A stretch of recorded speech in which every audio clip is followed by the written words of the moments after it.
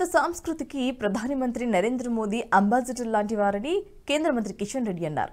హైదరాబాద్ మాదాపూర్లో భారత కళా మండపానికి మాజీ ఉపరాష్ట్రపతి వెంకయ్యనాయుడుతో కలిసి కిషన్ రెడ్డి శంకుస్థాపన చేశారు.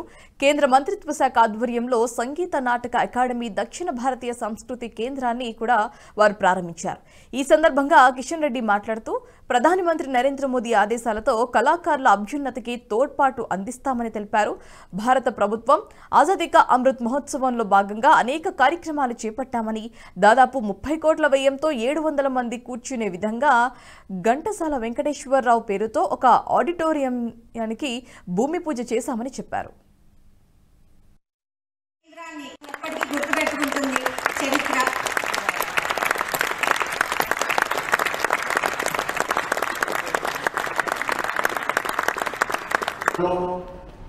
ఒక ఆడిటోరియం నిర్మాణం చేయాలనేటువంటి ఆలోచన కూడా నరేంద్ర మోడీ గారు ఆదేశించడం జరిగింది.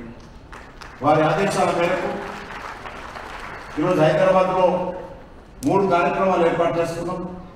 ఒకటి సంగీత నాటకంలో ఒక ఆడిటోరియం నిర్మాణం చేయాలనేటువంటి ఆలోచన కూడా నరేంద్ర మోడీ గారు ఆదేశించడం జరిగింది.